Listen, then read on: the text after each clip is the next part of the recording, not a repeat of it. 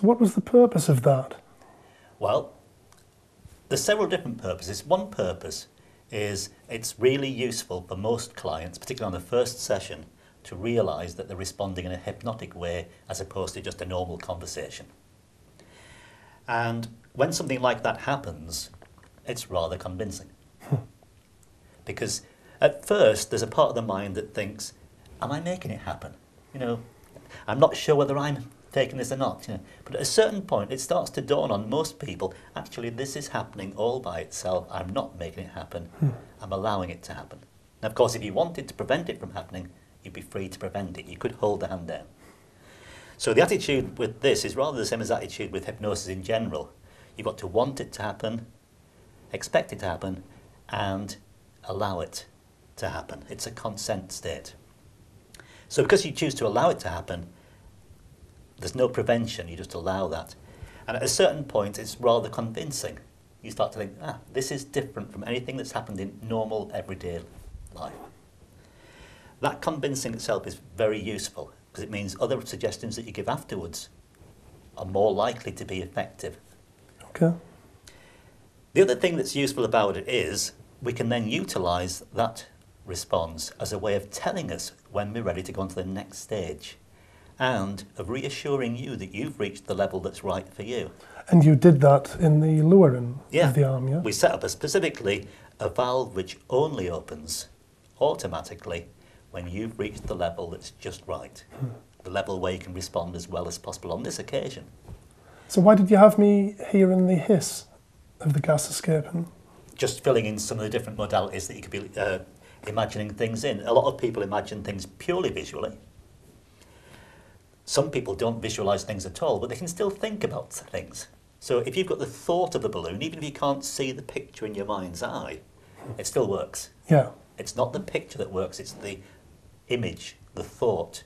And we can think about all sorts of things using all of our senses. So we can picture things, we can imagine sounds. And if you imagine the sound of the hissing, you actually hear that, it just takes you deeper into the experience. It concretes that a little bit. So are you able to tell the difference between whether somebody's raising their finger in the hand consciously or unconsciously? It's a good question, because people do things sometimes just to comply, and some people say, well, hypnosis is a question of compliance. But there's a sort of characteristic look to your average real ideomotor response. If you're faking it, it sort of tends to go very smoothly, and it doesn't look right, it doesn't feel right. There's something that just says, it's not right. And it's hard to probably put into words. It's more experience, and I've observed it many, many times. But when it's working with the imagination making it happen, it sort of tends to creep up. It's very slow. You start to notice little wobbling. I'm not sure if the camera can... Yeah, it can. I'm just looking at the monitor screen now.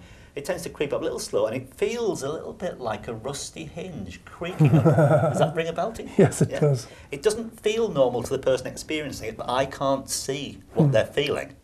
But I can see the little, almost a tremor as it lifts. So I'm faking that there, and it seems to look pretty much like I could fake it, but then I know exactly what I'm faking. Yeah. Because I've experienced that many times before. I know what it feels like, I know what it looks like. But to a naive subject, they wouldn't know that it would look like that.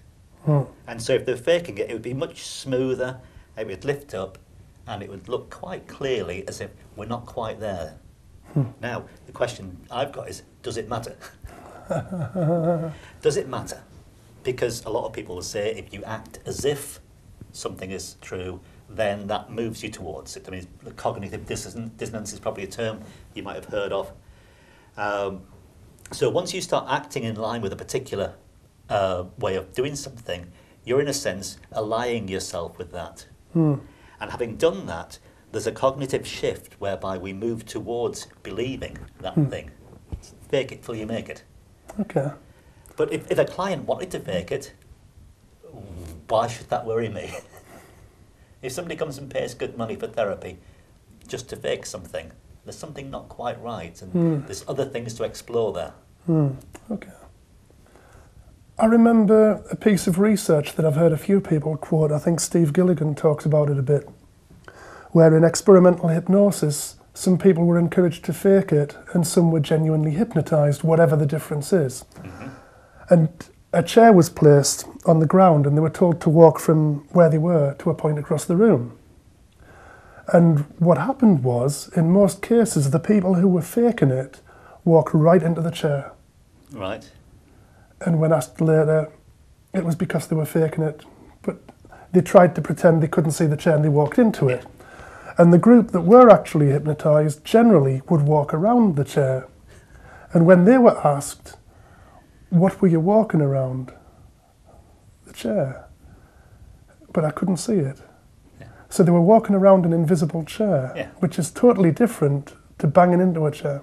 Indeed. So it's like there's a whole different logic. There is. To the trance state. It's trance logic. And the thing is, to experience a negative hallucination, you first of all have to be able to see the thing, to know exactly what it is and where it is that you're going to place this negative hallucination. And so it's a bit of a sort of it's a dichotomy,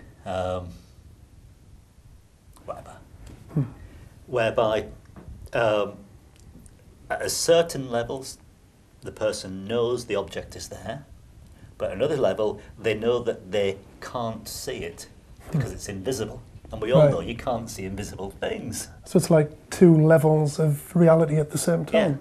Yeah. And those two levels of reality can sit very nicely together in trance, whereas in the waking state, you might think, just a minute, that doesn't make sense. You still might have thoughts along those lines in hypnosis. I mean, you're still allowed to think in hypnosis. Your intelligence doesn't shut down at all. In fact, quite the reverse. But the trance logic seems believable. Yeah, it's in NLP terms, this is usually explained by the theory of logical types and logical levels, which comes from Bertrand Russell and then from Gregory Bateson, that the whole concept was invented to explain why you can hold apparently contradictory truths at the same time. Yeah. That it doesn't mean they cancel each other out. No. You can have multiple contradictory truths, and it's okay for all of them to be there and they're all true. Sure. Yeah. I remember having a conversation with you when we were walking on the beach a few months ago, and we walked quite a way, and then we turned to walk back, and I just remarked how it was taking a lot longer. It was a lot further to walk back. Mm-hmm. And you'd commented on that saying, no, I think it's the same distance. And you were right. But then I also said, no, it's definitely further. And in a sense, I was right too. Yeah, we're both right. And I think we acknowledged that.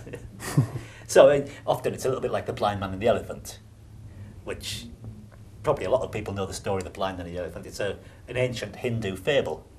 And the 6 blind men go to see an elephant to discover what an elephant is like. And each one feels a different part of the elephant. And one of these guys feels the trunk and thinks, oh yeah, an elephant's rather like a rope. Or is it a snake? Elephant's rather like a snake. Another guy feels the elephant's big side. Yeah. Oh gosh, elephant's like a wall. The other one feels its tail. Oh, the elephant's a little bit like a rope. And then one feels its legs round the knee, and he says, no, an elephant's just like a bloody tree. So which one was right? Well, the one who felt its ear and says, the elephant's like a fan. Okay, yeah, I thought he'd be right. The others were all wrong, of course. There was the guy who felt its tusk, and said, the elephant is rather like a spear.